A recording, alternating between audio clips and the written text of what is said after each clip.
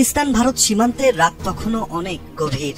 রাজস্থানের আন্তর্জাতিক সীমান্তে ঠান্ডা হাওয়া বইছে, তার মধ্যে টহলে ব্যস্ত ভারতীয় সীমান্ত রক্ষীরা। এমন এক মুহূর্তেই হঠাৎ ধরা পড়ে এক অচেনা ছায়ামূর্তি। কাছে আসতেই পাকিস্তানি রেঞ্জার দেখে চমকে ওঠে বিএসএফ। কিন্তু কে এই রেঞ্জার? কিভাবে আর কি উদ্দেশ্যে তিনি এলেন সীমান্ত পার হয়ে? এত সব প্রশ্নে যখন ধোঁয়াশা, তখনই খবর ছড়িয়ে পড়ে পাকিস্তানের কাশ্মীর সীমান্ত বরাবর এলওসি বা নিয়ন্ত্রণ রেখাতে শুরু হয়ে গেছে ভারী গোলাগুলি।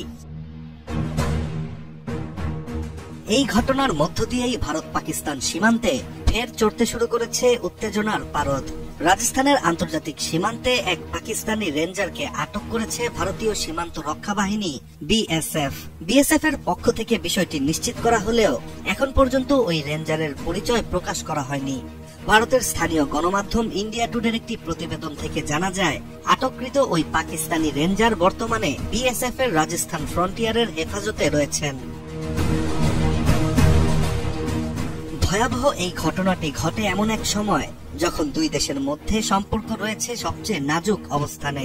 কারণ 23 এপ্রিল পাঞ্জাব সীমান্তে দায়িত্ব পালনকালে ভুল করে সীমান্ত পার হয়ে পড়েছিলেন বিএসএফ কনস্টেবল পূর্ণম কুমার শাহ।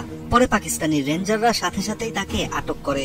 এখন পর্যন্ত তাকে ফিরিয়ে দেওয়ার ব্যাপারে পাকিস্তানের পক্ষ থেকে কোনো উত্তর পাওয়া যায়নি, বরং তার ছবি ছড়িয়ে পড়েছে পাকিস্তানি সামাজিক যোগাযোগ মাধ্যমে, যেখানে তার চোখ বাঁধা, পাশে পড়ে আছে তার অস্ত্র ও অন্যান্য জিনিসপত্র।